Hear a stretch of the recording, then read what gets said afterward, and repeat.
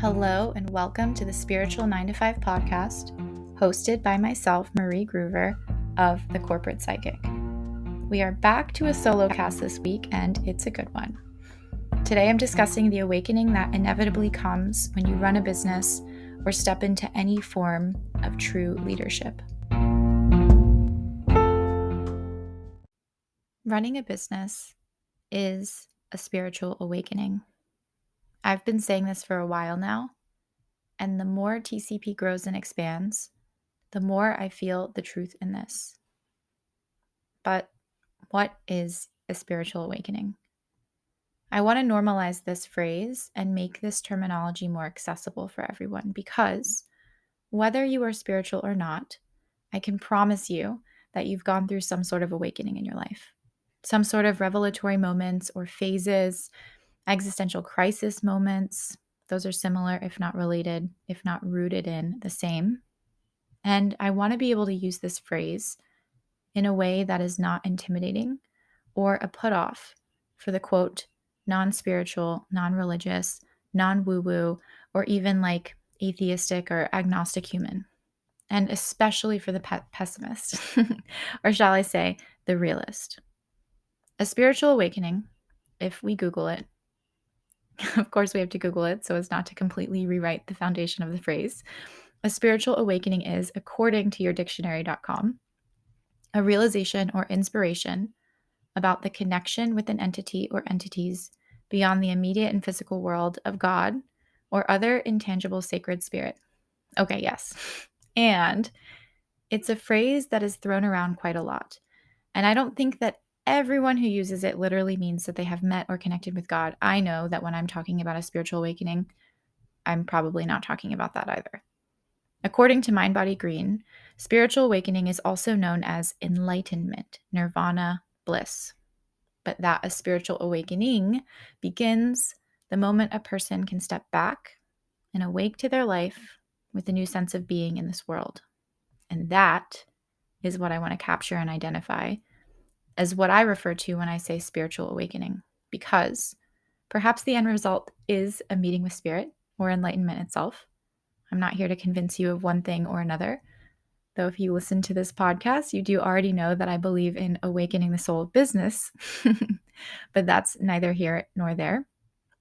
What I am here to talk about today are those beginning moments, the stepping back and awakening or seeing life with a sense of being in this world, or with a new sense of being in this world, because I very much believe that becoming an entrepreneur or running a business or building a business, among so many other things, is stepping back and awakening to a new sense of being in this world, particularly of being in leadership in this world. And leading, even more so than building a business, requires awakening. A little over a year ago, I was going through a personal and deep spiritual awakening myself, in the literal sense. In truth, it was this awakening, or the realizations and epiphany moments that came from it, that ultimately became the roots for my business, The Corporate Psychic. And then as I started TCP, it felt, in truth, like week after week, I was awakening all over again. It was like awakening after awakening after awakening. And what do I mean by this? I mean, it was massive learning and realization and growth, followed by massive learning and realization and growth.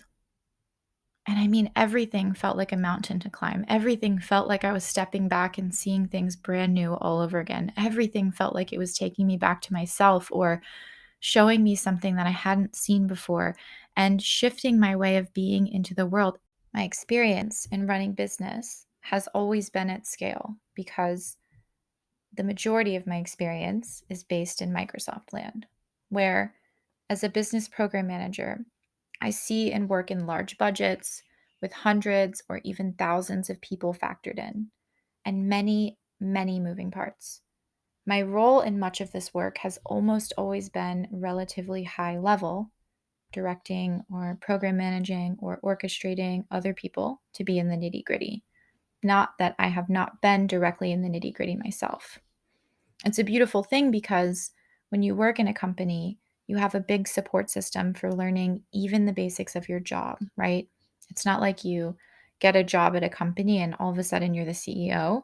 Typically, you start out with something that either you have experience in or can be trained on and have a lot of support in learning and being trained in that thing. You're usually not alone, is my point. And even if your training isn't great, you still have it. And you still have people you can call on when you have questions or things don't add up or when you need help or support. There are teams and experts and leaders who you can look to know what to do, to know how to be, to know what's appropriate or not. And even if you don't agree with all of it, even if you don't want to fall in line with all of it, you have it. And this is something that non entrepreneurs take for granted, by the way.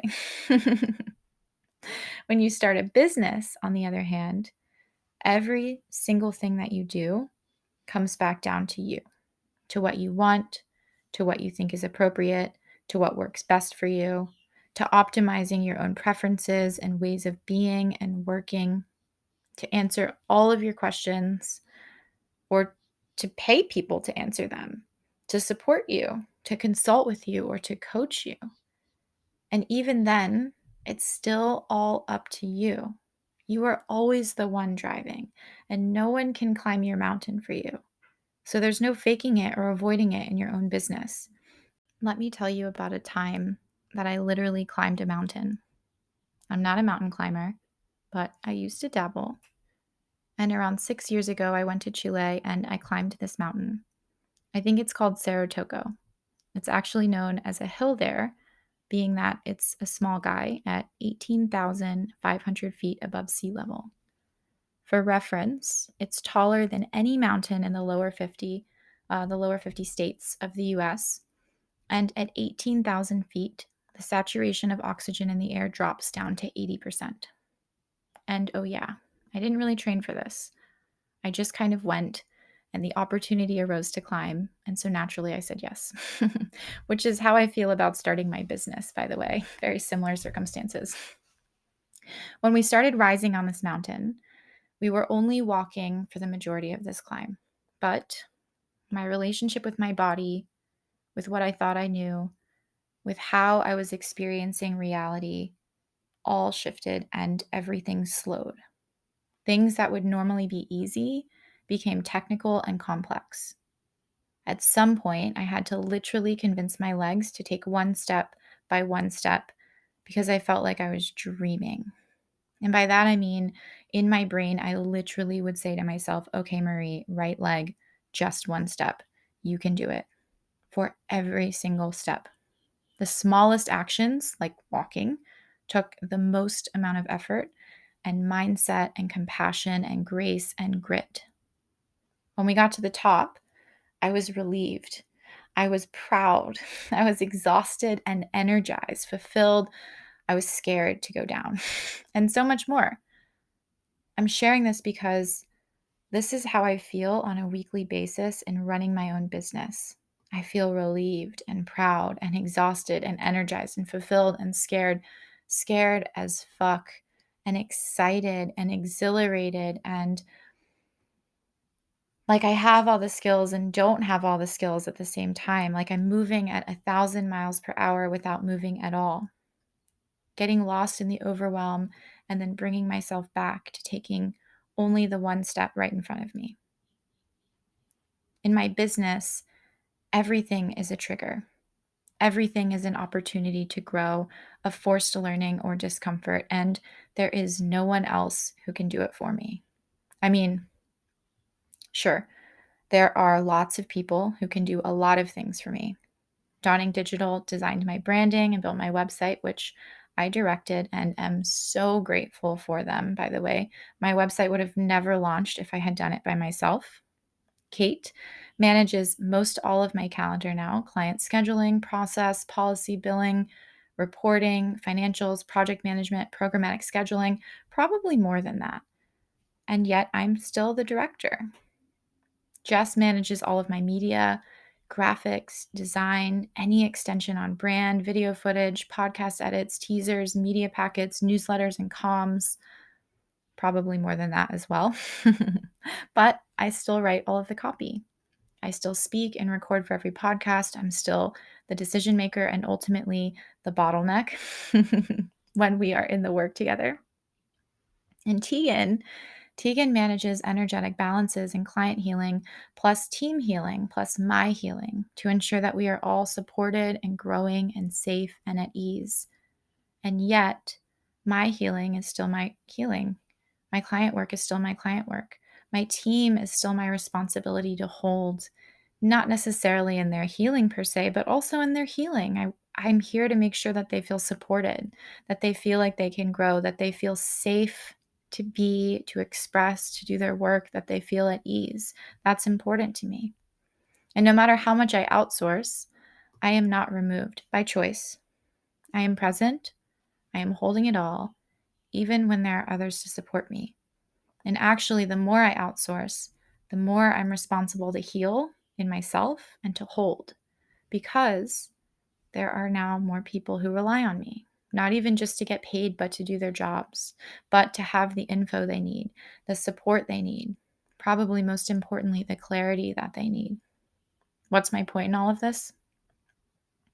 It's not at all that running a business is a lot of work, because you really can do it however you want to. And it can truly be as fun or as challenging or as freeing or as difficult or as shallow or as deep or as intense or not as intense as you want it to be. My point is that when you run a business, it's yours.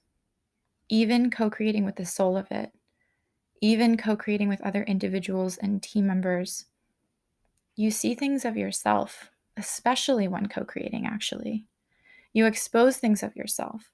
You become aware of so many things of and within yourself. And if you want to be successful, if you want your business to succeed, if you want your business to grow, if you want to grow and expand, you have to do something with what you see and with what you find. There is no brushing yourself under the rug anymore. Now, everything you do impacts your business and its growth. When you rise in your relationships, your business will rise. When you rise in your physical health, your business will also rise. When you rise in your presence, in your wholeness, in your authenticity at home, at work, with clients, with family, your business will rise. When you grow, your work will grow. And I don't care what kind of work you do, you'll do a better job at it. How we do one thing is how we do all things. And when you start a business, you're putting it all out there. And now the world, the whole world, is able to see how you do your one thing. And no one else can climb the mountain for you. No one else can do your thing for you, because it's only yours to climb and do. Working at Microsoft, I've had access to so many personal development trainings and tools and resources, and I utilized every single one of them. I've always been one who wants to understand how I operate so that I can operate better. And by better, I mean more productively, more gracefully, more kindly and compassionately and empathically and lovingly, and more me, more authentically, in a way that causes the least amount of harm, but provides the most amount of impact. I used to think that personal development was how Microsoft kept people like me happy. But I've come to realize that personal development is a requirement in business. And when you work for someone else, you can bypass it to an extent. You can avoid it to an extent. You can say, I don't need that. I need to be in my job and in my work. But when you're in charge, you really can't anymore. Running a business is a spiritual awakening because it has to be. And how fucking beautiful is that? How amazing is it that by building a business, whether you do it for yourself or someone else, by the way, you get to grow and expand and relate and connect with the world and with other people in a whole new way. Which, by the way, many of you now know that I am leaving my role at Microsoft and stepping fully into my business, the corporate psychic. I will come back to this as an episode in its own, on its own, of its own. But in the meantime, I do want to invite you into my latest offering.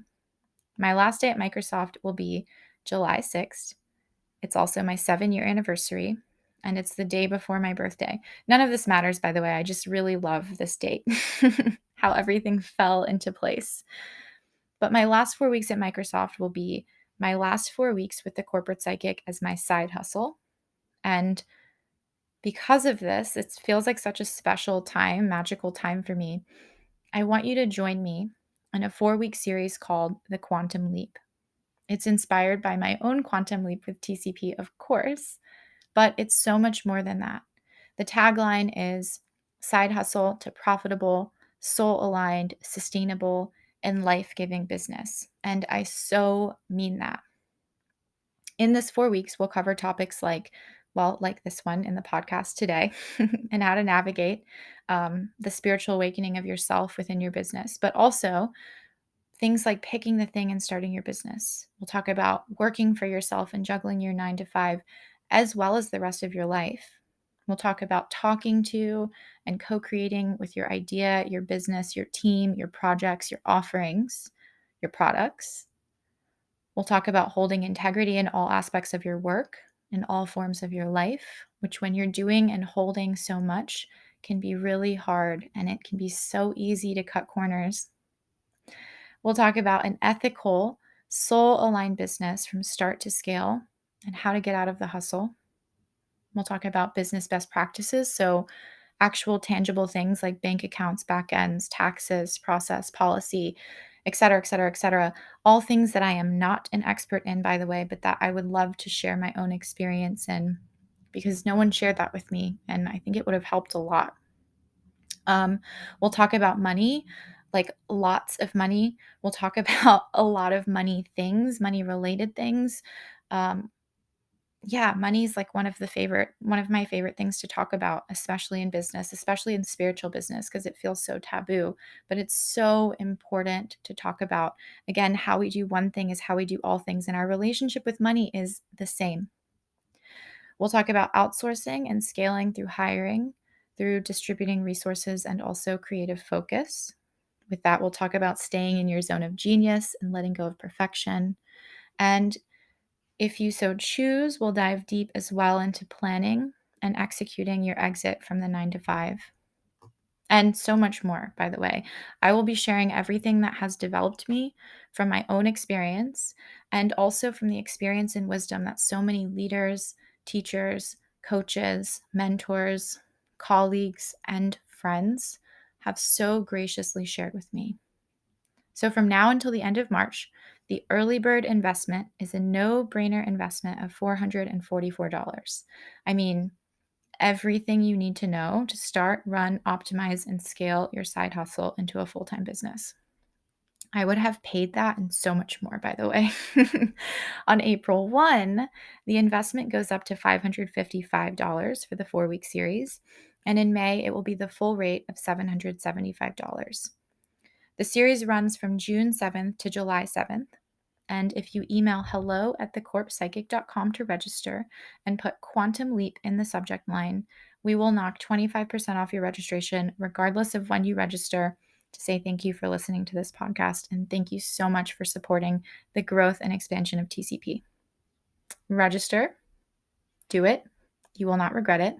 And if you can't make it to any of the live sessions, everything will be recorded and accessible to you, from session recordings to actual materials and slides and things like that, in a course-like container for 1 full year. So seriously, if you feel even an inkling of desire or excitement, just sign up. I promise you won't regret it. The moment you step back and realize a new way of being in the world, it's not only a moment of awakening to yourself, to your power, to your possibilities, but it's an opportunity to grow and step into your leadership and step into your highest level vision, your highest self, that leadership. How are you doing that today? And how can I support you in doing that today?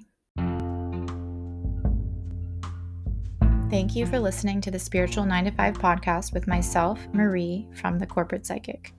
Save and follow for more wisdom, rate the show, reach out with questions or topic requests. You can find me at hello@thecorpspsychic.com. I also invite you to follow me on Instagram at thecorpspsychic And I would love for you to join our community for courses, containers, discounts, and live events. It's called TCP Community and Courses, and you can find it at community.thecorpsepsychic.com. And if you want to go big on you, reach out. I would love to work with you. Wherever you are, whatever is on your mind, I hope to meet again, maybe in the next episode, right here. I'm honoring you, and with gratitude, good day.